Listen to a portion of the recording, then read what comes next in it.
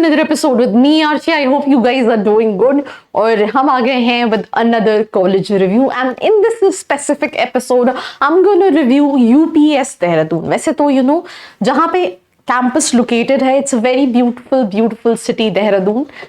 आसपास you have a lot of destinations to explore अगर आपको एक लंबी छुट्टी मिलती है या फिर अगर हम वीकेंड्स की बात करें. एंड ये यूनिवर्सिटी जो है अगर आप नाम में देखेंगे तो पेट्रोलियम एनर्जी स्टडीज इंजीनियरिंग के लिए जानी जाती है, लॉ के लिए जानी जाती है. बट क्योंकि हम MBA की बात करते हैं तो हम इस कॉलेज के MBA को रिव्यू करेंगे इस स्पेसिफिक एपिसोड में, because before making this episode I have interacted with students. So let's begin.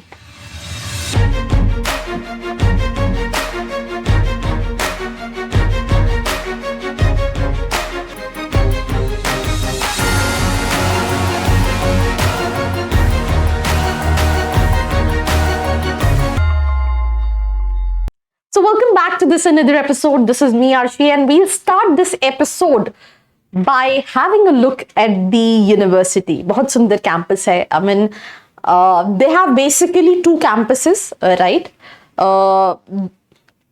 नाम थोड़े से weird से हैं. Yes, एक है बिदोली कैंपस और एक है Kandoli campus.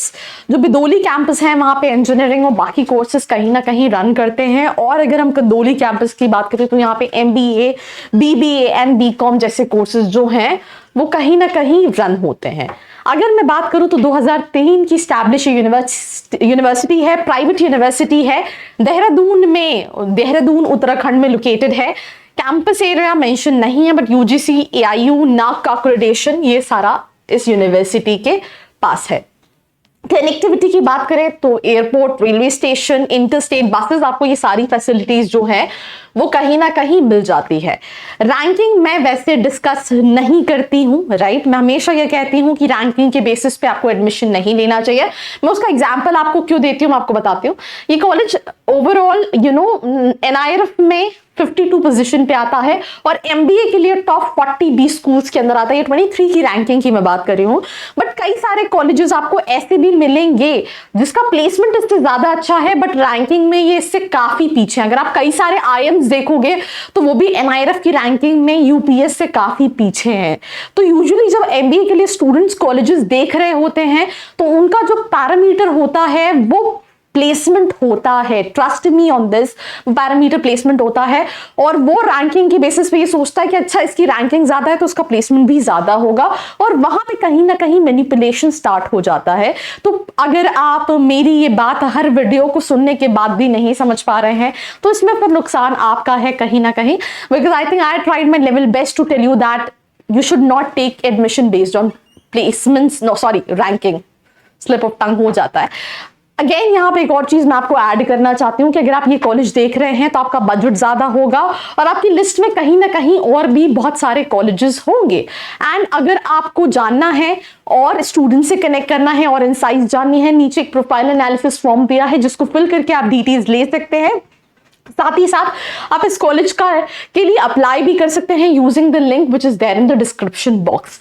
So that's basically the ranking. Now talking about the student exchange program. वैसे तो जो स्टूडेंट्स IB के थे, इंटरनेशनल बिजनेस के, उनके पास ये ऑप्शन रहता था 1 year India 1 year abroad. But अब उन्होंने ये ऑप्शन जो है वो जनरल जो MBA है जिसका बैच साइज जो है 23 बैच का 281 स्टूडेंट्स का है, 3 सेक्शन में डिवाइडेड है. उसके अलावा भी इनके पास कई सारी स्पेशलाइजेशन है, लॉजिस्टिक है, ऑयल एंड गैस है, बहुत सारी स्पेशलाइजेशन है. जैसे लास्ट ईयर मैंने जब रिव्यू बनाया था तो मैंने ऑयल एंड गैस के स्टूडेंट से बात की थी, एंड उनका हर स्पेशलाइजेशन का प्लेसमेंट भी वेरी करता है. That is also something what you need to keep in your mind. So आप देख सकते हैं कई सारी यूनिवर्सिटी से टाई अप है जहां पे आप 1 year India and 1 year abroad जाते हैं, राइट. उसके लिए ऑब्वियसली फीस आपको थोड़ी सी अलग से पे करनी पड़ती है, आपका वहां का expenses, but this option you have when it comes to student exchange program. Eligibility 50 percentile minimum required है 10-12 ग्रेजुएशन, 10-12 ग्रेजुएशन में. देन उसके बाद बहुत सारे एंट्रेंस एग्जाम है, साथ ही साथ इनका खुद का भी एंट्रेंस एग्जाम होता है जो स्टूडेंट को देना पड़ता है. CAT, XAT, MAT, NMAT, CMAT, GMAT, followed by interview, and उसके बेसिस पे आपको कहीं ना कहीं एडमिशन मिलता है. वहाँ उत्तराखंड के स्टूडेंट्स के पास स्कॉलरशिप का ऑप्शन होता है, इवन पैन इंडिया भी स्टूडेंट्स के पास स्कॉलरशिप का ऑप्शन होता है. उसके लिए नीचे जो लिंक है आप उसके थ्रू अप्लाई कर सकते हैं. एंड अगर आपका अकेडमिक्स और सारी चीजें मीट करती है तो you can enrol for the scholarship also. right? Another thing what I really want to add here is specifically, जैसे कि मैंने आपको बोला अलग अलग स्पेशलाइजेशन है, इस कॉलेज का इन्वेस्टमेंट ज्यादा है. I mean her student can not afford, right? Secondly investment ज्यादा है तो आपके लिस्ट में ऑप्शंस भी और होंगे जिनके बीच में आप कहीं ना कहीं कंफ्यूज होगे और आपको ये डिसाइड करना है कि मेरी स्पेशलाइजेशन के हिसाब से मुझे कौन सा लेना चाहिए. तो सबसे पहले जैसे कि फॉर एग्जांपल यूपीएस 2 साल का full time MBA program, right, economics and IB, right, जिसमें स्टूडेंट्स के पास इंटरनेशनल एक्सपोजर जो है वो सभी स्टूडेंट्स को मिलता है. एनर्जी मैनेजमेंट है, आप स्पेशलाइजेशन एनर्जी मैनेजमेंट में देखेंगे तो petroleum marketing and business development, right. Then उसके बाद gas management, power business, transportation management है, लॉजिस्टिक प्लानिंग, सप्लाई चेन, ये सारी चीजें हैं अगर हम स्पेशलाइजेशन की बात करें. देन जनरल है जिसके लिए मैंने आई थिंक ज्यादा स्टूडेंट्स इस साल जिनसे मैंने इंटरेक्ट किया वो जनरल मैनेजमेंट वाले स्टूडेंट्स हैं जिनका बैच साइज 281 का है. इसमें marketing, finance, data mining, analytics, ऐसी बहुत सारी स्पेशलाइजेशन है जो स्टूडेंट्स कहीं ना कहीं ऑप्ट आउट कर सकते हैं.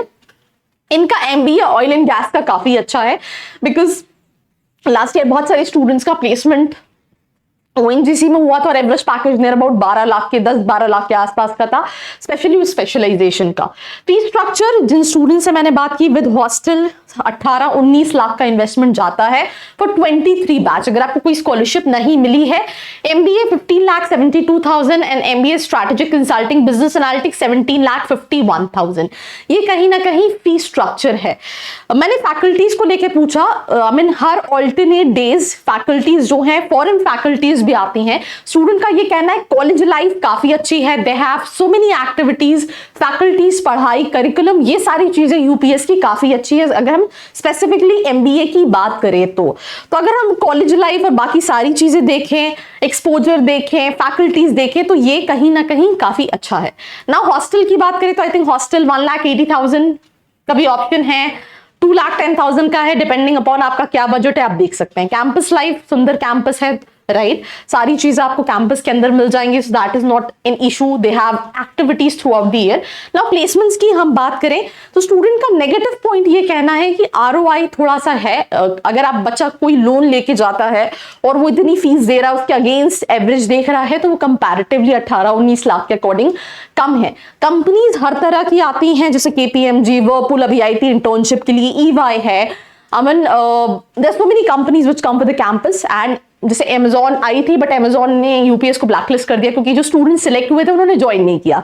तो कई बार ऐसा भी होता है, राइट. बट बहुत सारी कंपनीज आती हैं. मार्केटिंग के लिए काफी अच्छा है एज पर स्टूडेंट. एचआर में थोड़ा सा एवरेज कम है. अगर बच्चा परफॉर्म कर रहा है तो वो 7-8 लाख का 8 लाख के आसपास का एवरेज पैकेज ले सकता है. बट अगर परफॉर्म नहीं किया है, सबका प्लेसमेंट हो जाता है बट उस केस में 4-5 लाख का पैकेज लगता है. दैट मीन्स आपका आरओआई आपको कुछ भी नहीं मिल पाता है. तो अगर आप इस कॉलेज जा रहे हैं तो पहले तो आपको परफॉर्म करना पड़ेगा. अगर आप टॉप % स्टूडेंट्स में हैं देन इन दैट केस हो सकता है आपको 10-11 लाख 12 लाख का पैकेज मिले. बट अगर आप एवरेज कैटेगरी में हैं तो 8 लाख के नियर अबाउट का एवरेज पैकेज है. This is what student said, right. And all in all 90% placement, जिस स्टूडेंट से मैं बात कर रही थी शी सेड दैट मैंने अपने सीनियर से भी इंटरेक्ट किया था और उनका भी यही कहना था कि प्लेसमेंट तो सभी का हो जाता है बिकॉज बहुत सारी कंपनीज आती हैं. सिर्फ फाइट जो रहती है that is for the average package. तो आरओआई एक नेगेटिव चीज है. बाकी all in all college life, faculties, पढ़ाई, सारी चीजें अच्छी हैं. आरओआई आपको देखना पड़ेगा. अगर आप आरओआई देख रहे हैं तो हो सकता है आप दूसरे कॉलेजेस देख सकते हैं. और अगर आपको आरओआई का इशू नहीं है, you need a brand and everything, then in that case अगर आपको लगता है आपकी स्पेशलाइजेशन मार्केटिंग है, ऑयल एंड गैस है या एनालिटिक्स है तो आप इसको कहीं ना कहीं अपनी लिस्ट में रख सकते हैं. बट डिपेंड्स कि आपकी लिस्ट में और कौन से ऑप्शंस हैं और इसको कौन से पोजीशन पे रखना है. So these are the basic recruiters which come for the placements. Committees है, all the committees are active, right. You find a lot of opportunities. ये स्कॉलरशिप है जैसे मैंने आपको बताया, गर्ल्स स्टूडेंट्स अगर आपके एकेडमिक्स अच्छे हैं तो आप बहुत सारी स्कॉलरशिप्स को अवेल कर सकते हैं. नीचे जो लिंक है उसको यूज करके आप अप्लाई कर सकते हैं. And that's all about this episode. Do not forget to like, share and subscribe. I hope you like this video. For more such videos, keep watching our channel. And do not forget to like, share and subscribe.